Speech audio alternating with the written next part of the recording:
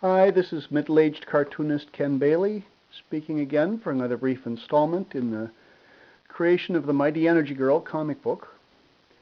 As you can see, original masters for each of the comic books are kept in very large binders. I've been gradually kind of fixing up older stories by adding color, adding borders, and other things like that.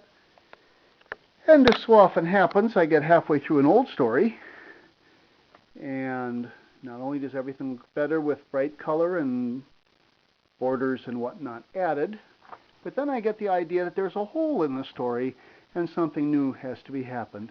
This is a long story, and we won't go into detail, but basically, finally, Ellen has triumphed, and she's got the evil Dr. Luke, I'm your father, right where she wants him, and she's getting ready to give him a good old right hook. Well, not really. This guy's quite an expert at psychological bullying, and now that she's got the upper hand, she's just giving it back to him a little bit. She's going to scare him. He made the mistake of finding her on a day she'd really been working out, so her muscles are about maximum size here. And it suddenly occurred to me that why not have her just twist the screw a little bit more. So here I have her actually kind of arguing with her own biceps muscles over whether to clobber the guy or whether to just be the super Schoolmarm and make him sit down at a blackboard and write over and over and over again, I will not be such a condescending jerk. I'll hit him. Well, you know, she doesn't really. She just lets him sweat for a little bit. Anyway, you can see here where we've started with pencil. We have Dr. I kind of sketched out a little bit in pencil. We did the same thing for Egirl here, and then we've gone in with the light black pen and added the heavy black inking, got the black pens kind of over there. Now it's time for a little color. Now, since I'm my own photographer, and by the way, I don't recommend that. I recommend you become a big success as a cartoonist so you can afford to hire a photographer to do stuff like this, or at least talk your little brother into it, and you don't have to do it yourself. So it's if the camera's a little shaky, mea culpa, mea culpa. Anyway, we'll just add a little color here. Cartooning is a great way to get rid of the tensions of everyday life. Generally, I believe in the good old days where heroes were not only good, but they were kind and merciful. Push them too far, though, when you find out what all those muscles can do. But generally, they would much rather respond with mercy than with brute force. And we have to have at least a little brute force in here, or nobody will buy the comic book. But anyway, been doing Energy Girl since about 2004. Costumes changed a little bit. She's changed a little bit, but for those of you that have been following this for some time, you know that unfortunately I'm partially colorblind. So thank you to this company. I can't show their name, though you pretty much know who they are anyway. But they're kind enough to write the color right there on the side of the pen. We colorblind people like that. Yes, I do occasionally make mistakes. When I was younger, I would have parents or friends check my work. Now I'm older and I have a very kind wife who checks over my work and says, "Oh, you used the wrong color." No, she's really quite kind. But she does help me pick the correct colors so that I don't make mistakes. And believe you me, this is just done for fun. But if I am on a job for hire, I have my seeing eye wife check everything. Okay. Here we go. This is a light blue, and I'll tell you in just a moment why we are using a light blue instead of a darker blue. Notice we did Energy Girl's breastplate, if you'll pardon the pun, in a light color, a yellow, because I want to show you something in just a minute.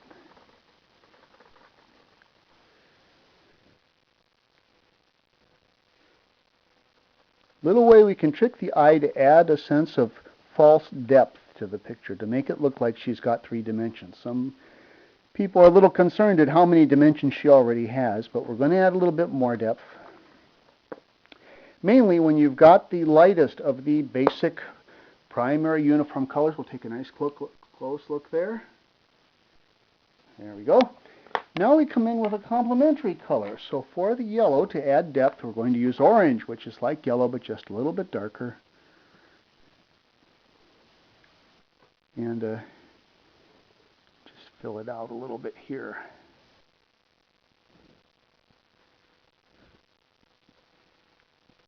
Even though this is a fictional character, she does have feelings, so I don't want to fill her out too much, if you know what I mean, but we will a little bit.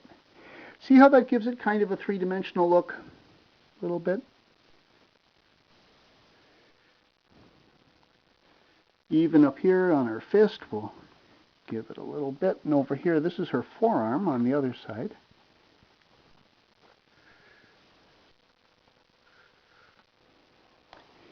And down here on the boots. Now, notice how that cap is like a friendly puppy. It just wants to be in the picture, so it keeps rolling. But sorry. No can do. Now we're going to do the same for the blue. The reason we used a light blue is we now come across with a little bit darker blue. And we can give a little depth here. Like I said, the villain, in this case his name is Dr. Luke I'm Your Father, with a D, couple Ds, made the mistake of deciding to try to capture and torment our lovely Superwoman on a day she had just been working out. So she is pumped to the max here. For those of you that are a little concerned at her dimensions, she does tend to shrink down to more human proportions after some rest. She hasn't been getting any because she's really been locked in combat with this dude, and so now it's payback time. Again, our character's very sweet. She's not actually going to hurt him, but she's not above making him sweat a little bit first. After all, he brought it on himself. Here's another cap that wants to be in the picture. God, I love those friendly puppy dog pen caps.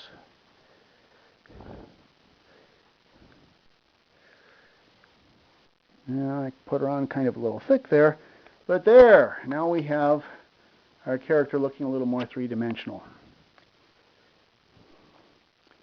Lastly, for those of you who are readers and followers of our lovely lady Super Schoolmarm here, she has been called by some in the community in which she serves as a protector and superhero, the supermodel body with the soccer mom face. And guess what? I just didn't obey my own rule. I'm coloring her hair pink. And while, yes, that makes her look like a very strong punk rocker, that just won't do because her hair is gray. So please stand by. We'll bring the correct pen out.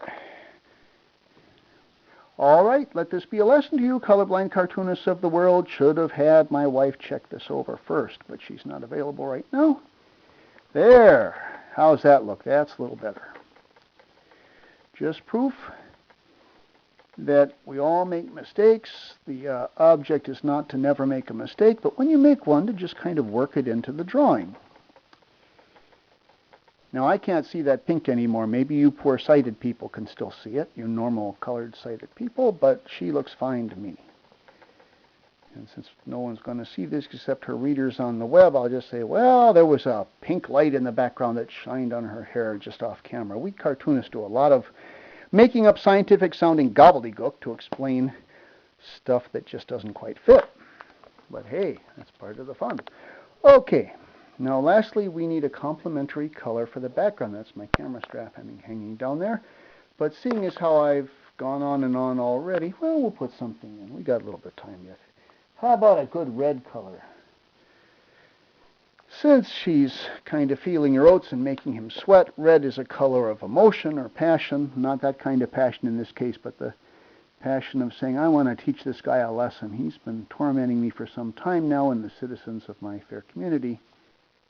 So I'm just going to really make sure he remembers this time that you don't fool with nature, perhaps, and you don't fool with Energy Girl. So, I almost said you don't fool with Mother Nature, but maybe that name is patented.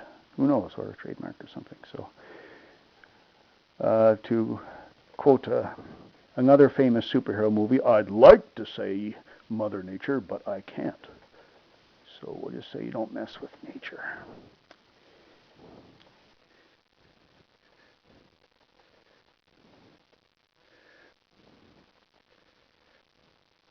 There, this adds a A little bit of background. Again, because we have very bright primary colors and because this is a scene with not a lot of physical action, we have to let the color tell us what's going on, and this bright red will indicate that even though there's not a lot of physical wham smash, that there's some real emotional stuff going on here in the poor doctor's head as he realizes, will he get what's coming to him? Has he pushed Egirl too far this time? You know, and I know, the answer is no, but he doesn't know.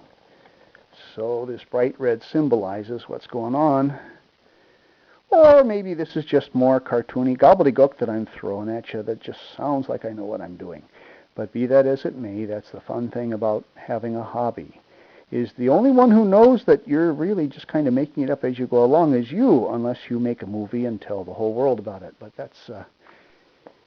let's not go there. Okay, lastly, now you notice we got the brightest, lightest colors in the middle. Then we have light and dark, three-dimensional. Boy, look at those biceps. Has she ever been working out today? Feeling her oats, I know you said. Does anyone still use that expression? Yes, sirree, Bob. Boy, I bet she could lift a lot. Anyway, all I have to lift is the yellow pen to just add a little more light brightness around the edge. And that's as far as we're going tonight. Because then I'm going to hang it up for the evening and hang up my pens, and hopefully some of you are going to go sit down saying, first thing in the morning, I want to become a cartoonist. Because it's really not all that hard, and it's lots and lots and lots of fun. Okay, there we go. Let's see if we can hold this up so you can get a better look at it. Boy, she looks even shorter that way. I didn't say I was perfect, but this just goes to show how you can have from just black and white pencil sketches, as the good doctor he looks like he's waiting to really catch her in the kisser from that. From the pencil to the ink, as you saw at the beginning. Here's another just black ink here. Boy, she's really working there. And then on to full, living, livid color. Thank you for bearing with me one more time. This is your middle-aged cartoonist signing off.